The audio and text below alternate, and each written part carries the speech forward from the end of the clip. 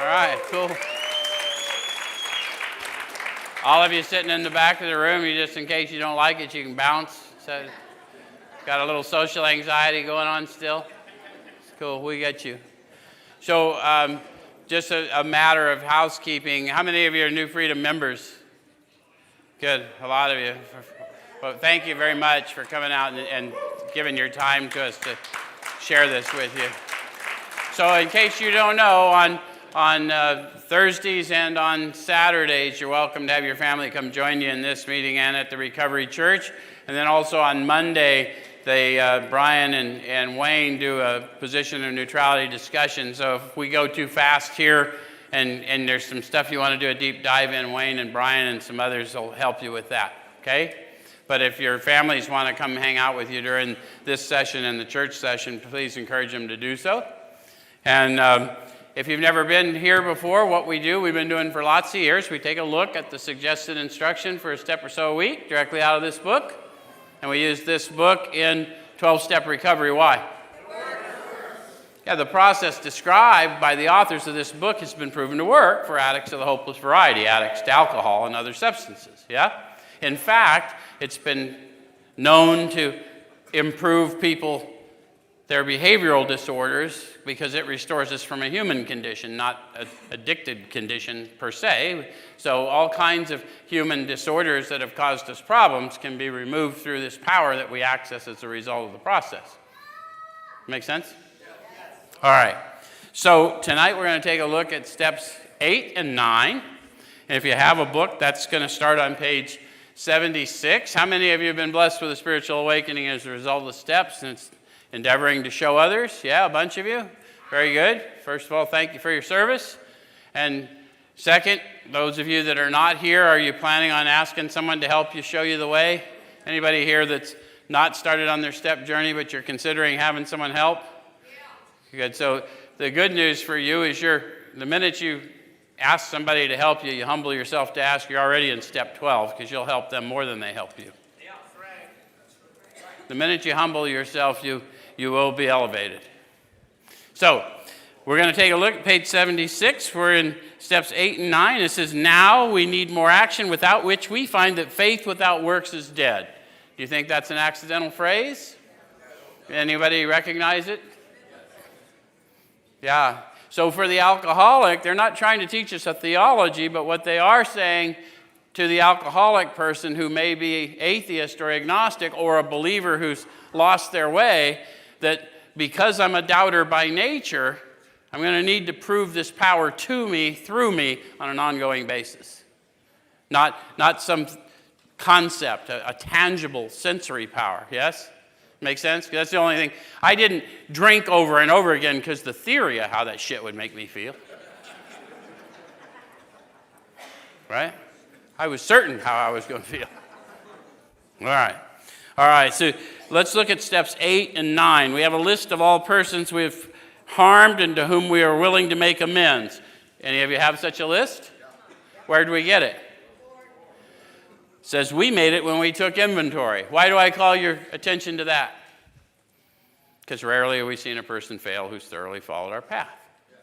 So if I can align my experience with theirs, this isn't the people in the fellowship. This is people that are all long dead, but they left us a book, a map to spiritual enlightenment, awakening, that if we follow their direction and pay attention to the experience they describe, this isn't a knowledge-based thing, this is an experiential thing, and then as you have the experience of the power greater than you operating through you, the knowledge will come. Does that make sense?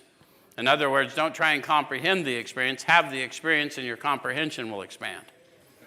Okay, so then it says, we subjected ourselves to a drastic self-appraisal. How many of you did a fifth step? Found it a bit drastic. How many of you haven't done it yet because it looks pretty freaking drastic? Seems like a lot, doesn't it? Self-searching, leveling of pride, confession of shortcomings, which the process requires to bring about its successful consummation, which is the reduction of the ego and the empowerment of the spirit. Make sense? Okay. All right, so now we go out to our fellows and repair the damage done in the past. We attempt to sweep away the debris which is accumulated out of our effort to live on self-will and run the show ourselves. If we haven't the will to do this, we ask until it comes. So one of the big things misunderstood in modern fellowships is people will say, I'm not going to work with you, you're not willing. Any of you ever heard that? How many of you bounced a time or two? Willingness is divine power. Of course you're not willing until someone's shown you unconditional love. That's my job. My job is to show you unconditional love. Watching you in your addiction is disturbing, but watching me in mine was too. And it was preparation for a testimony that's now freeing thousands. Does it make sense? Okay, so don't interrupt the testimony preparation. Just love on them. All right, so if we haven't the will to do this, we ask until it comes. Remember, it was agreed at the beginning we would go to any lengths for victory over alcohol. With whom did we make that agreement? In the beginning, that was our third step experience, and then our first step of action was a fourth step, and by the seventh step, I'm asking for agreement with God, and I've already talked to myself and another human being, yeah? So I've made a commitment to myself, to my God, and to another human being, and that seals it on earth and in heaven. Right? If you're students of that other book that we keep referencing, right? Okay, so probably there are still some misgivings. How many of you understood the process, saw it worked in others, thought, yeah, not so much? Any of you consider what it was going to take to outgrow yourself? Some of us don't even give it a thought. Somewhere along the journey, you're going to have to really get circumspect, though, aren't you? You have to set down some things if you're going to climb that mountain. Okay. All right, so as we look over the list of business acquaintances and friends we have hurt, we may feel diffident about going to some of them on a spiritual basis. So how many of you had some rather nefarious business acquaintances? Look at who I'm talking to. Pretty much all of us, right? So we might feel a little bit weird about going to them on a spiritual basis, yes? So they're going to talk to us about that. They're going to validate our feeling about that, and then they're going to talk to us about what their experience is. Fair enough? So let us be reassured. To some people, we need not and probably should not emphasize the spiritual feature on our first approach. Now, they told you something. I don't need to go emphasize the spiritual feature on the first approach. And if they told me it's going to be a first approach, there's going to be another approach. So people really don't need to hear about my journey of spiritual discovery until I have made right my wrong to them. To their satisfaction, not mine. Does that make sense? Been out there looking for God. Sure sorry about your stereo.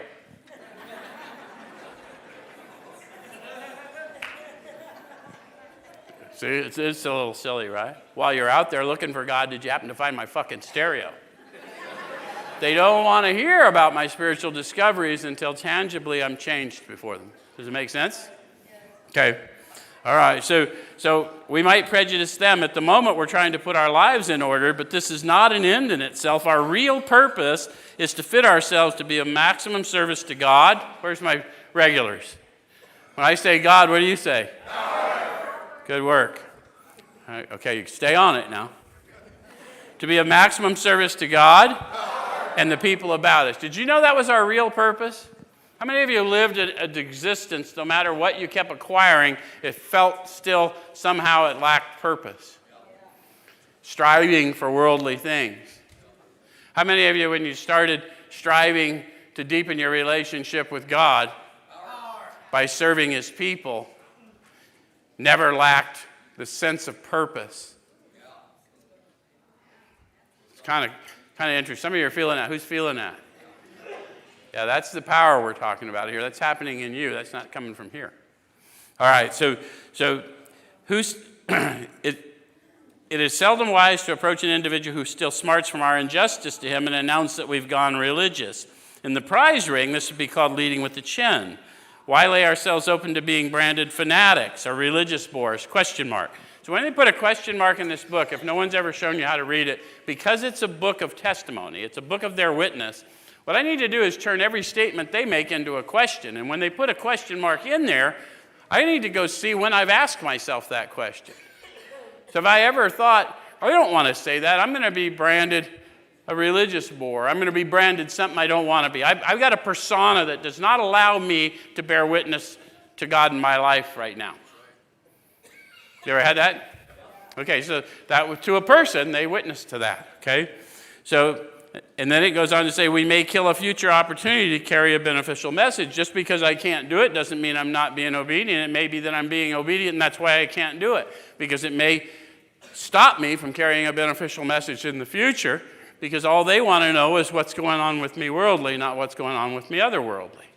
Does it make sense? How many of you have had that same experience where someone just started preaching at you, and you're like, yeah, I've met you sons of bitches before. Yeah. Just show me your sermon. Yeah, okay. But our man is sure to be impressed with a sincere desire to set right the wrong. So that was my job, is to come and find out what the exact nature of the wrong is, and then have them tell me how I might set it right, yeah? Now, hopefully I have some idea, because I've copped to what I've found out, what I was like, what happened, what I'm like now, or what I'm hoping to grow into, and I wrote this whole list of how I've harmed people, yeah? All right, so he's going to be more interested in the demonstration of goodwill than in our talk of spiritual discoveries. We don't use this as an excuse for shying away from the subject of God. Oh, that lacked enthusiasm. We do not want to shy away from the subject of power,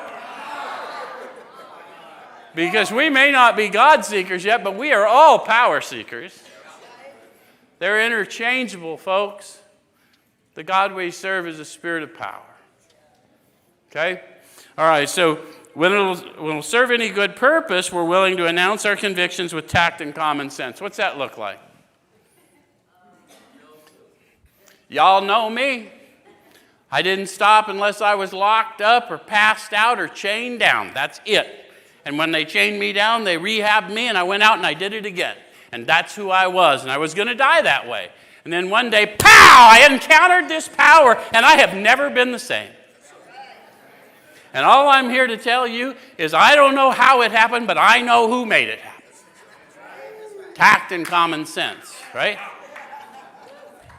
Okay, so the question of how to approach the man we hated will arise. How many of you got that guy? Some of us don't like to cop to having someone we hate, but it means strongly dislike, right? Okay. So it may be that he's done us more harm than we've done him, and though we may have acquired a better attitude toward him, we're still not too keen about admitting our faults.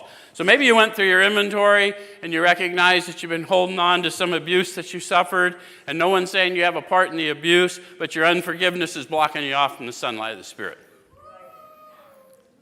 Make sense? And now I know I want to grow, so I got to leave that baggage behind. Yeah? Okay. So nevertheless, with a person we dislike, we take the bit in our teeth. What's that mean? We're going to have to take control of the situation, right? Okay. So it says to it, it acknowledges the fact that it's harder to go to an enemy than to a friend. In fact, the whole book tells you that. They lay it out to the wife, to the family, to the employer.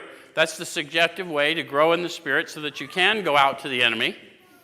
But you're going to get more benefit from having no enemies than you are getting the continued support of your family. Does it make sense? Okay.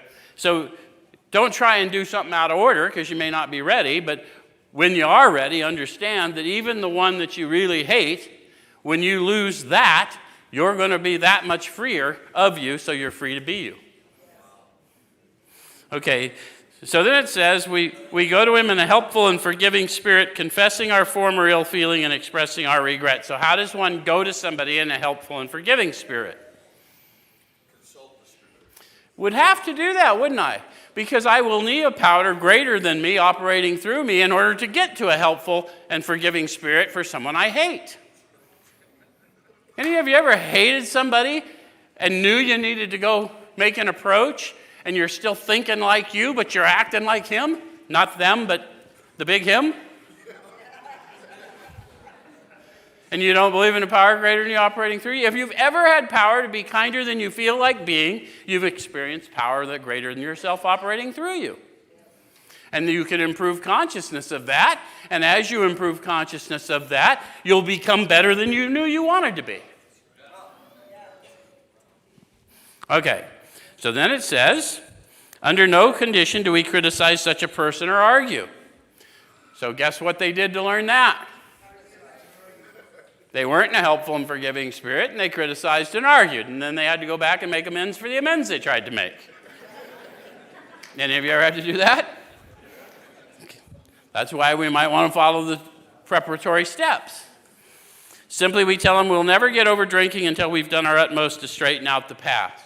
Do you believe that? Do you believe that my need to medicate myself is directly tied to the way I've mistreated people or the way I've thought about people and places and institutions? Because if that isn't true for you, then you're probably going to have to go out and take it for a test drive.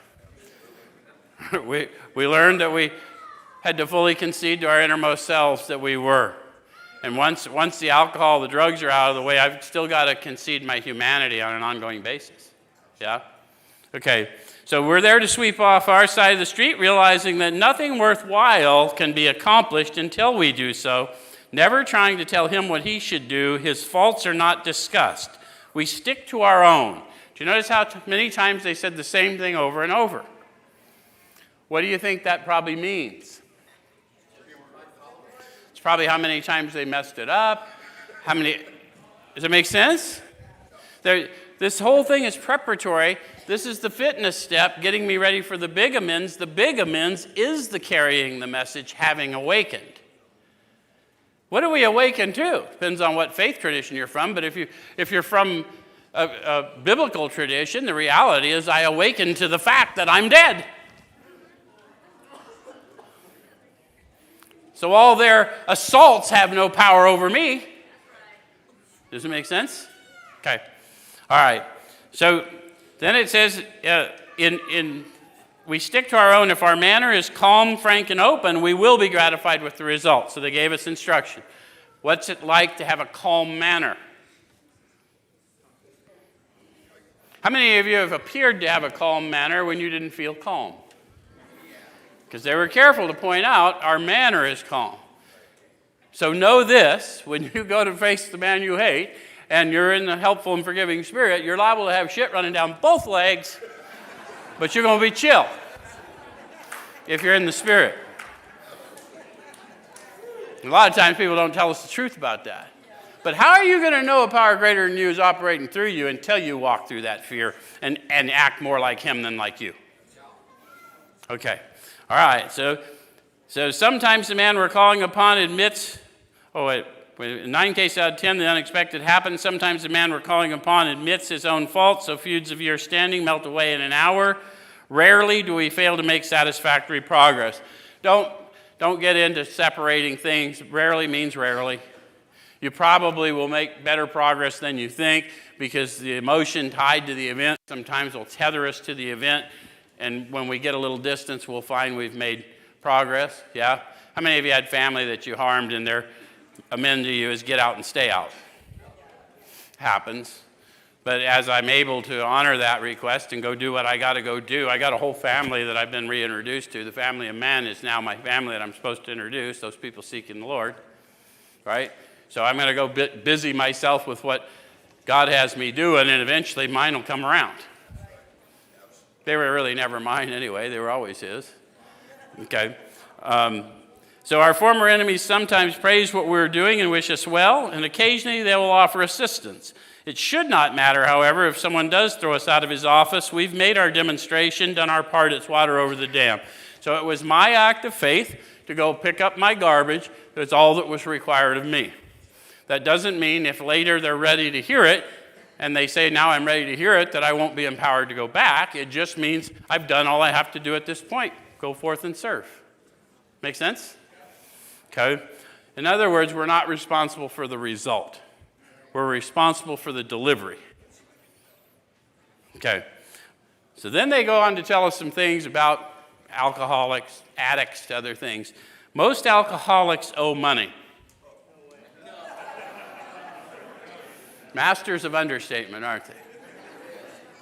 Anybody get here not owing money?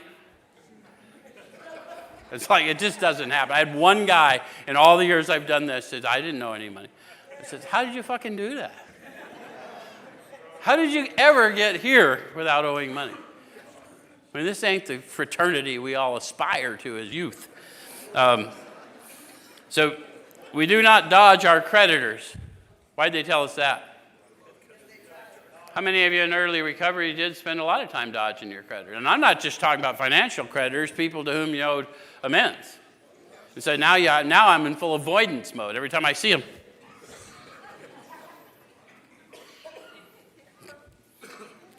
Telling them what we're trying to do, we make no bones about our drinking. They usually know it anyway, whether we think so or not. How many of you thought you were really good at covering up your addiction? When you finally admitted it, did you make it unanimous? Oh, thank God she knows.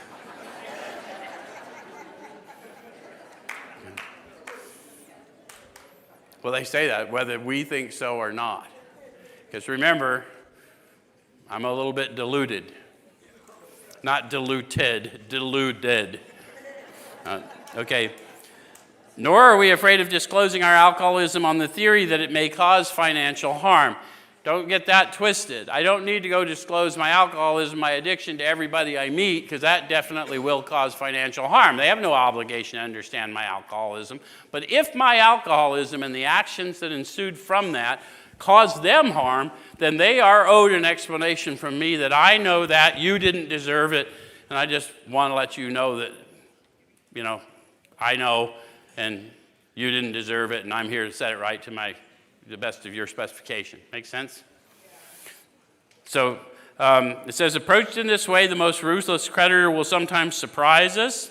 Arranging the best deal we can, we let these people know we're sorry. So whatever that looks like to you in the spirit, that people will generally tell you what the best deal you can arrange is, and you let them know that you're going to be repentant and humble. If God gives you a specification for an amend, and you don't have any apparent means to do it, you're going to develop your faith when it all of a sudden materializes for you to make it good.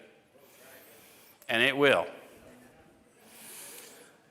Our drinking has made us slow to pay. We must lose our fear of creditors no matter how far we have to go, for we're liable to drink if we're afraid to face them. How many of you have lived in fear of creditors and things like that and know that what they learned? Couldn't open the mail, couldn't answer the door. Any of you had a phone that you look at it?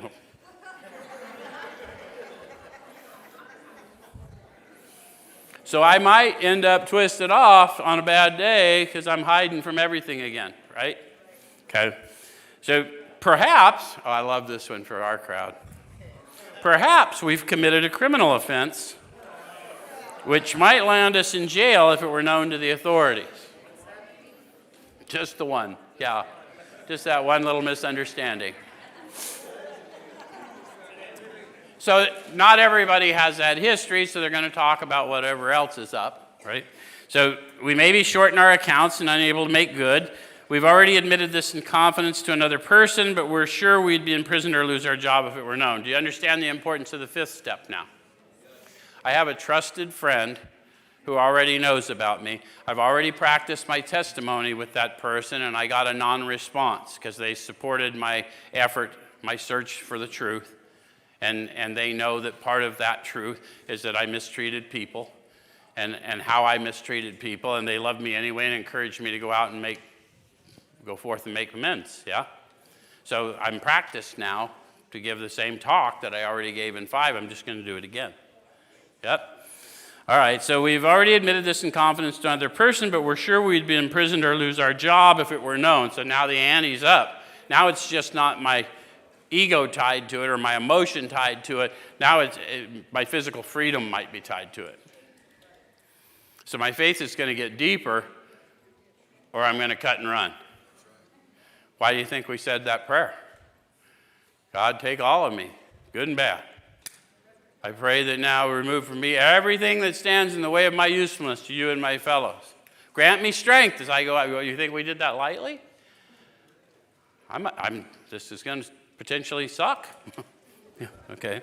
All right, so maybe it's only a petty offense such as padding the expense account. Most of us have done that sort of thing. Maybe we're divorced and have remarried but haven't kept up the alimony to number one. She's indignant about it and has a warrant out for our arrest. That's a common form of trouble too. So they're going to give us some general instruction. This is what we want to follow up on. Although these reparations take innumerable forms, so don't get caught up in I never did that and I never did this. Just whatever your reparations are, because none of us get here on a winning streak. Does not happen. Right? So there's going to be reparations regardless. So whatever form they take, we got guiding principles. Isn't that cool? A practical program of action. So here's what we're going to do. Although these reparations take innumerable forms, there are some general principles which we find guiding. Reminding ourselves that we've decided to go to any lengths to find a spiritual experience. So the first thing I need to do is go back inward to the well and remind myself that I'm seeking spiritual inebriation, which only comes with spiritual liberation. Does that make sense? I need that ease and comfort, and I need it to come from within. I need to be philosophically comforted. I need it more of the time than not, and the only way that's going to come is for me to subvert the ego and empower the spirit. Okay? So I'm seeking a spiritual experience, right? The goal of 12-step discovery is what? To awaken spiritually. A byproduct of which is perhaps abstinence from worldly things. May not be, but perhaps. How many of you were drinkers? When you were really on one and people offered you food, even if you were really hungry, you didn't want to eat, did you? When you're really on a spiritual high, you aren't going to want to eat of the world. It will be removed from you. Who felt that? All of us drunks, we know. I ain't eating that hamburger. I ain't eating a week, but I'm good. I'm going to throw it up in a minute anyway so I can get more room. Okay. So we ask that we be given strength and direction to do the right thing. The right thing will be indicated, yes? No matter what the personal consequences may be. So they've upped the ante. We may lose our position or reputation or face jail, but we are willing. We have to be. We must not shrink in anything. So they're trying to define for us what any lengths might look like. Yes, you may lose your position or face jail, but if you stay imprisoned in you, you're going back to jail anyway. In fact, you never left jail if you're still imprisoned in you. Does it make sense? We got to get you free of you so you're free to be you, and then wherever you are, you're free.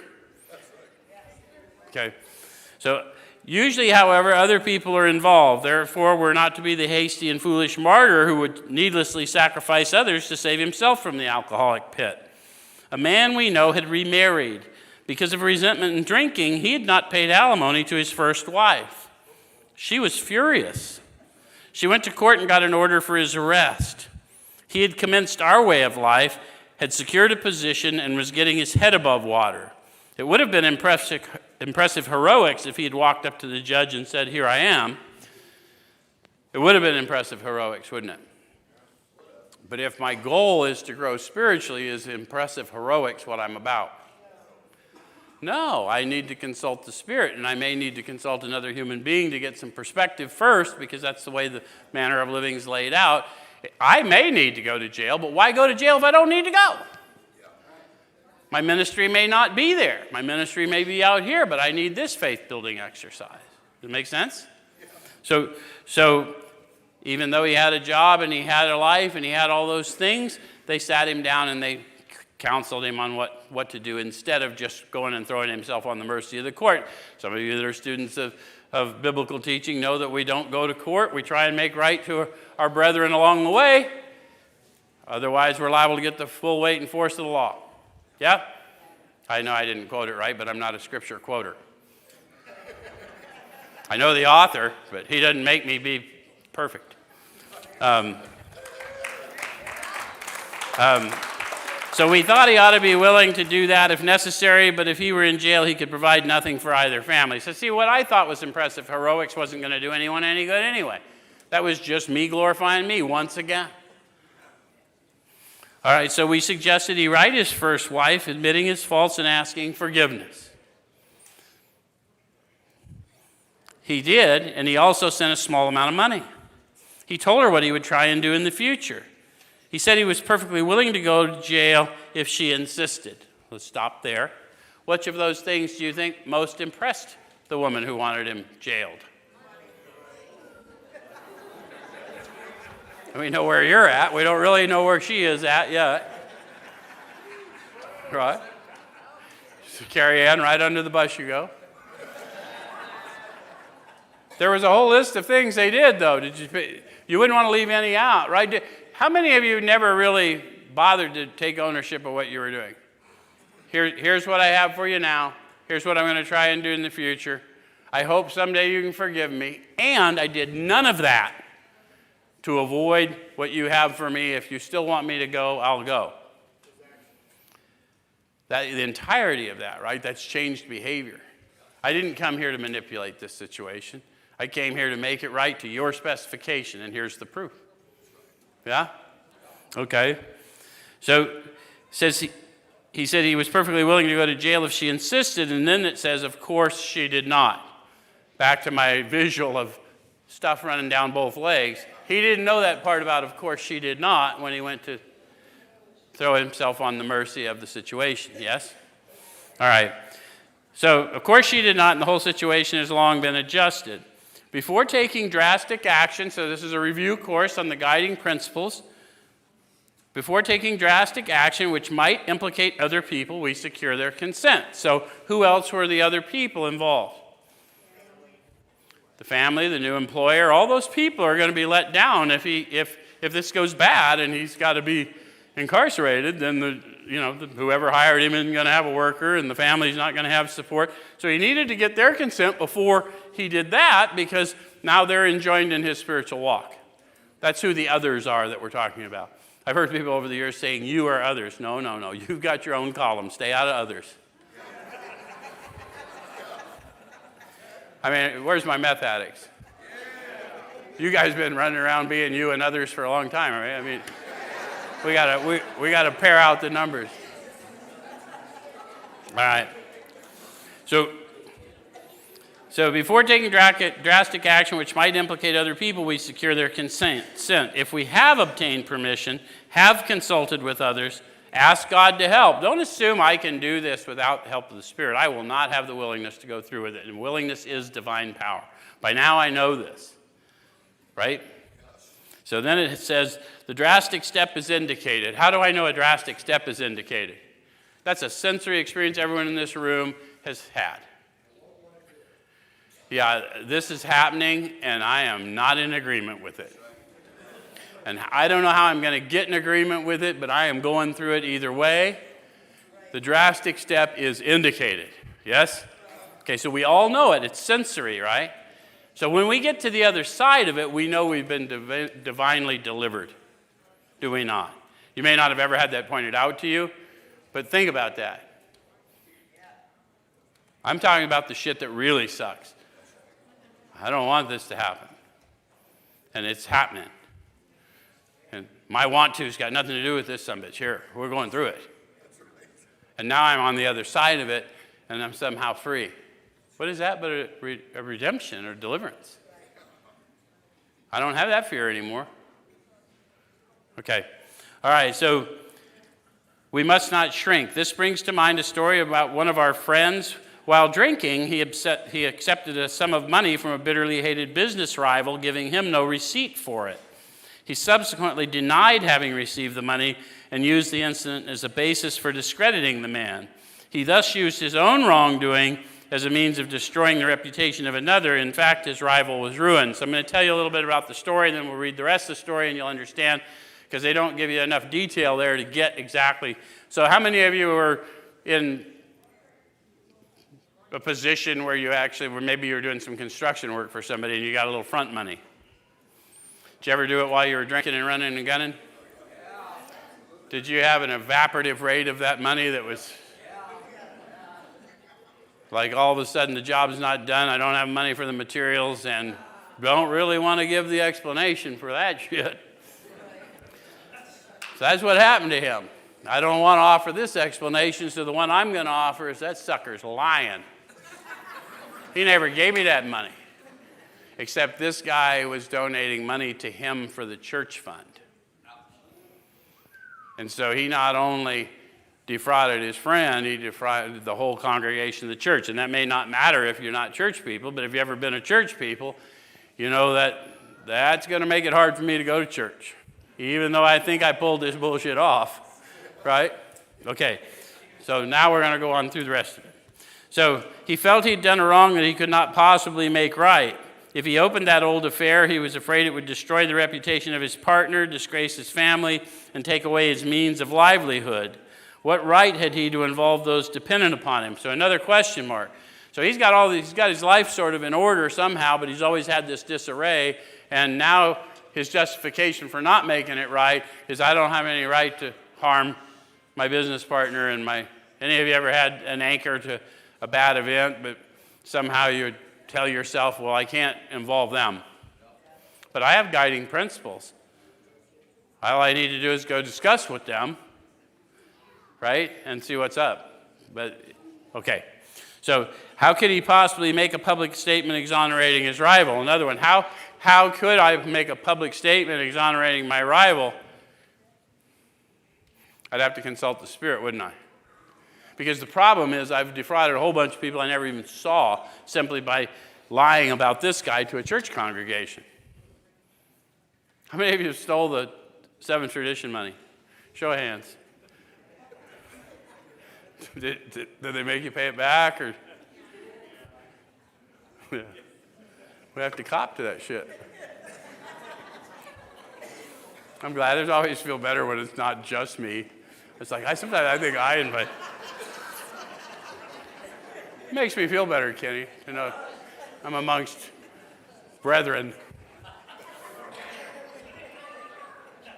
So after consulting with his wife and partner, he came to the conclusion it was better to take those risks than stand before his Creator guilty of such ruinous slander. So this is where he's letting you know that of the first 100, half of them were religious, the other half were atheists or agnostics. He was more of the religious persuasion. In fact, he never really got into the AA. He stayed with the Oxfords and got with his church. And so you don't really get his name like you do with some others, right? But he's telling you, now he can't go to church, he doesn't do recovery, he's isolated, he's a man on an island. And then it says he saw that he had to place the outcome in God's hands or he'd soon start drinking again and all would be lost anyhow. Any of you get to that place in your recovery where you knew if you didn't do something, you were going to have to do something? Not sure what it was, but it was definitely, I got to get a release, yeah? So that's where this cat's at. And he says he attended church for the first time in many years. After the sermon, he quietly got up and made an explanation. You think he felt quieted on the inside when he had to get up before that congregation that he could not face for many years? That's what any lengths might look like. They're trying to paint a picture. Some of you that have had to go face your church family or went in and embarrassed yourself in church, you know, I feel this man's experience all these years later. Okay? It says his action met widespread approval, and today he's one of the most trusted citizens of his town. This all happened years ago. So what they're trying to capture there is the thief of the church fund becomes the most trusted citizen of the town through the power of God. It's a pretty powerful testimony, isn't it? Okay. All right, so the chances are that we have domestic troubles. Anybody? We all start laughing. If we have a domestic, we got troubles, right? All right. So perhaps we're mixed up with women in a fashion we wouldn't care to have advertised. Thank you. Thank you. Were you following Sean there, or are you just filling in for him? Okay. We doubt if in this respect alcoholics are fundamentally much worse than other people, but drinking does complicate sex relations in the home. Who's denying that? Who doesn't think drinking complicates sex relations in the home? You didn't even know what home you were in. Where's my meth addicts? You didn't even know what species you were in.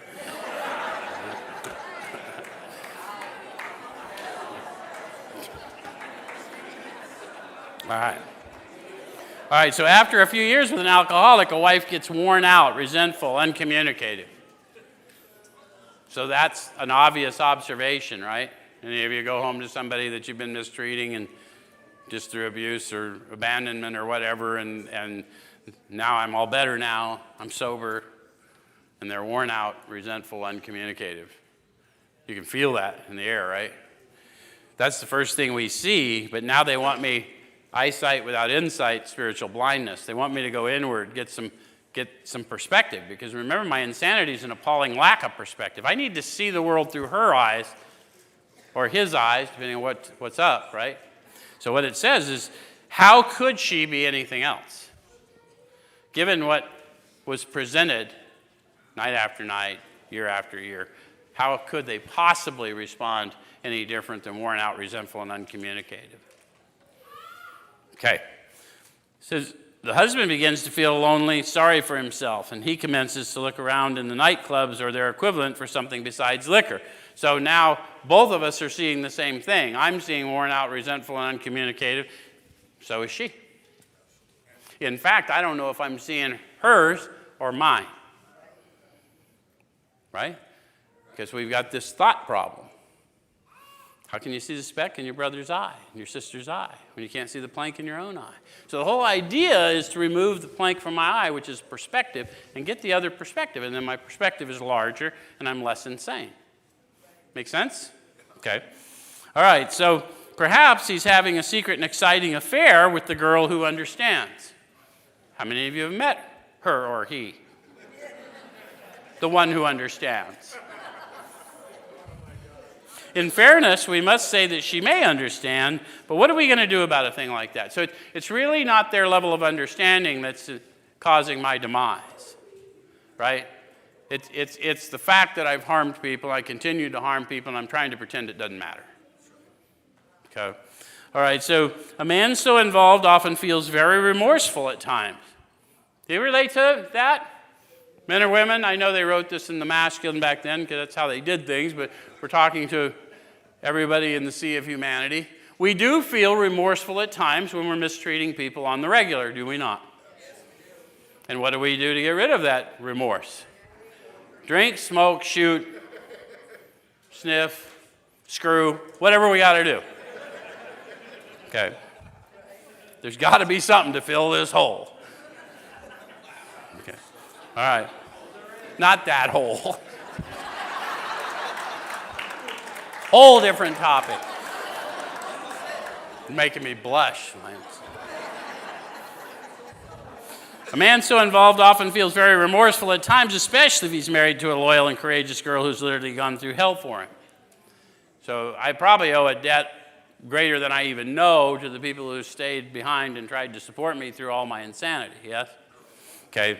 Whatever the situation, we usually have to do something about it. Not you usually have to do something about it. They usually have to do something. They tried to drag their feet and do nothing as long as they could, and they realized as they grew they had to do something about it. They could not live in two worlds. Okay? So if we're sure our wife does not know, should we tell her? Wow, that was... How sure are we? We're pretty sure they didn't know about our addiction, too, huh? So this is a matter for the Spirit. It's not a matter for opinion, and it's not to avoid ego assaults on me, but it is to avoid needless harm to others. So we're going to have to consult the Spirit, right? And so not always we think, if she knows in a general way that we've been wild, should we tell her in detail? And some of you have experience with that because that was emphatic. Why don't we tell them in detail? It's not necessary, and it's hard to get rid of the mental picture of detail. You ever asked for detail, got the detail, and now you can't get out of the spin on the detail? Yeah, that's harmful. That's cruel. There's no reason for that. That's just a deflection technique. Undoubtedly, we should admit our fault. She may insist on knowing all the particulars. She'll want to know who the woman is and where she is. We feel we ought to say to her that we have no right to involve another person. We're sorry for what we've done, and God willing, it shall not be repeated. More than that, we cannot do. We have no right to go further. So they talked about all the arguments for why I'm not going to disclose this other person they're demanding to know. How many of you had a similar situation? And were you able to stay grounded and you don't need to know, or did you spill it? Both ways. I've done it both ways too. So, though there may be justifiable exceptions, and a justifiable exception is any exception that I deem justifiable, because the reality is that's what you're going to do, and then you're going to get the consequences to go with it, right? All right. So, and you might get to stand at a podium and play the fool for everybody. I did that, and here's what I learned.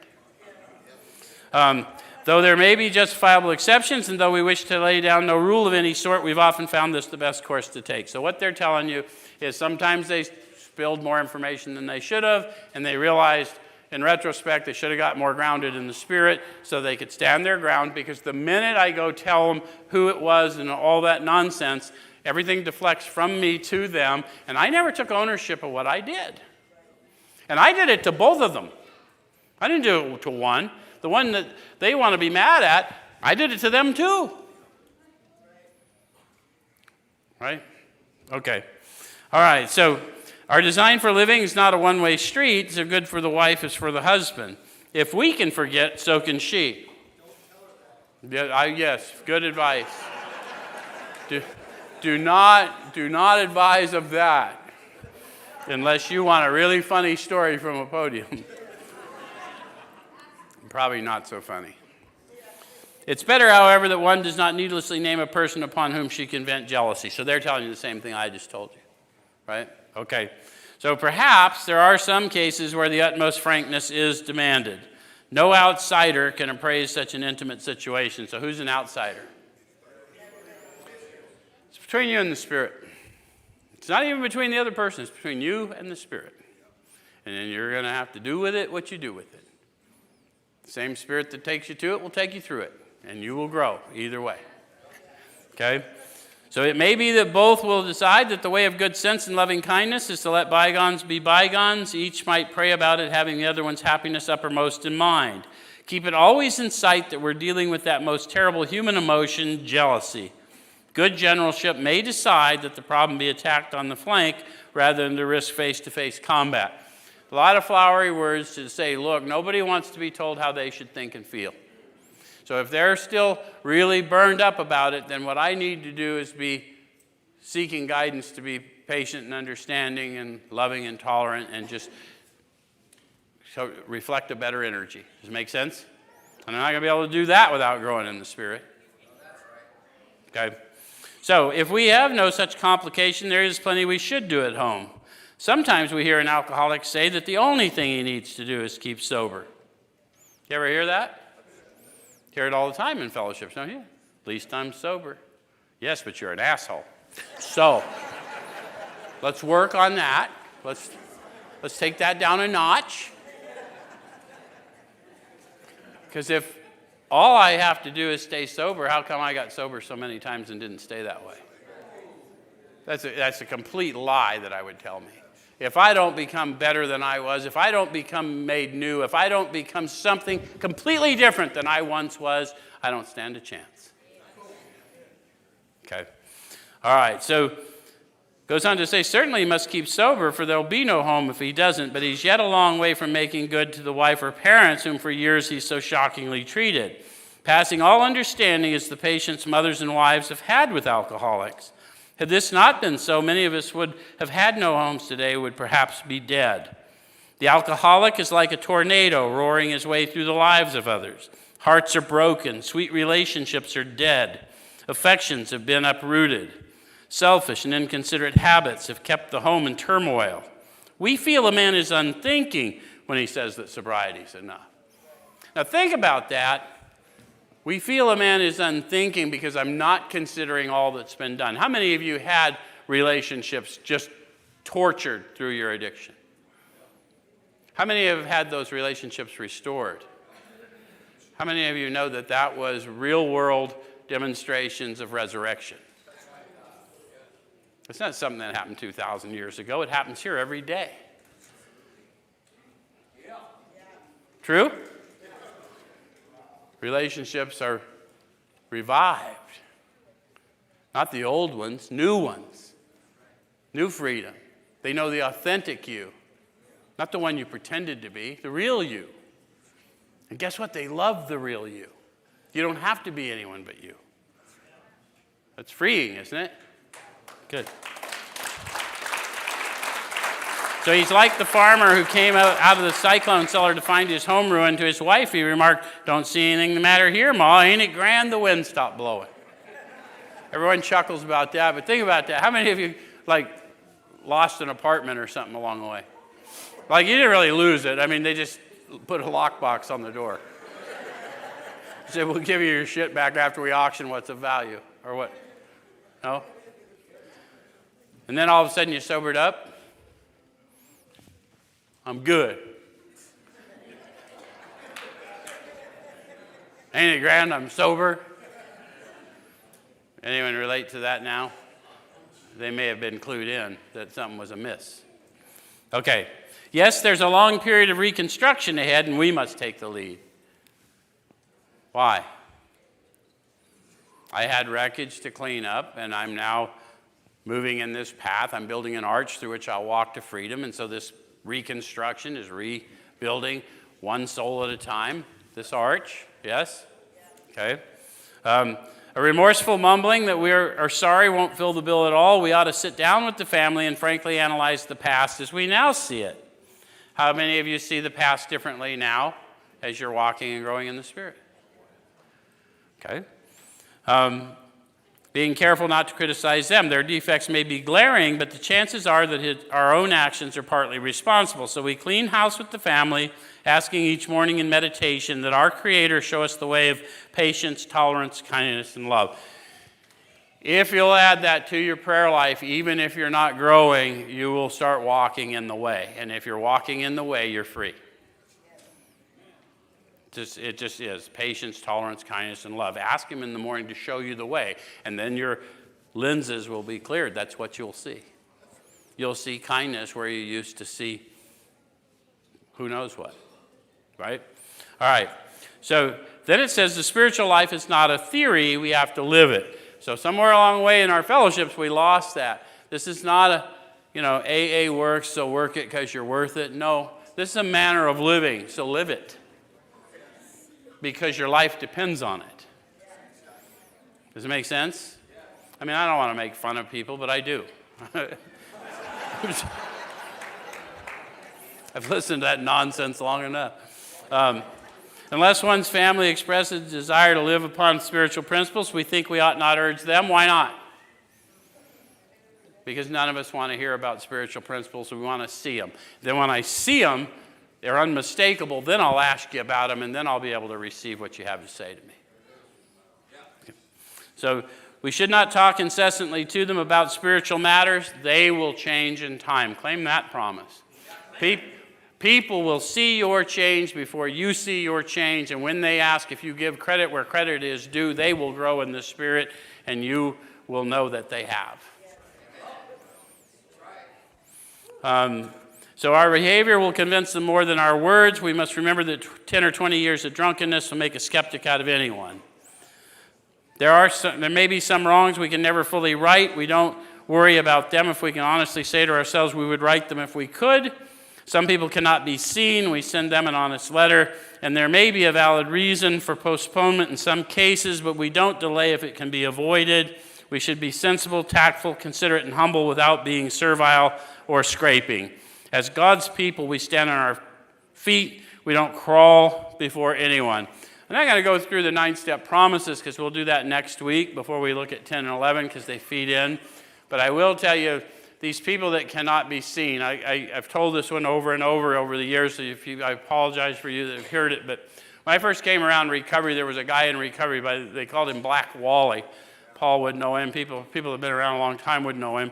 And Wally would just go do whatever. Wally, he may have been an ineloquent fellow, but he went and served. He was a servant. And he I mean, he literally was given a job to open the first real detox in Phoenix because he was breaking into the county yard, stealing vans so he could go pick up drunks and take them to the detox. They said, why don't we just give this sumbitch a van so he'll quit stealing? Well, that's a story a lot of people don't know about Wally. But Wally did those kinds of things, and he would take youngsters like me, and he would take us out in his service things, and we would get to know things. He would go down to the Max secure unit at Madison Street at the time, and no one would go up on those floors with me, but Wally would go. Anyway, I went off the rails at some point after that, and I always kind of felt bad about Wally, how much time he had spent with me, so I thought, well, when I get back to Phoenix or whatever, I need to look old Wally up. By the time I get back, Wally's dead. And so I'm sitting down, going through steps with somebody at a halfway house down in Central Phoenix one time. I'm sitting in the courtyard. I'm taking this young man through his steps. And as I'm looking through his relationships, I find that I am sitting with Black Wally's grandson. So don't worry about what you think can't be made right. All of the 12 step is about making all that right.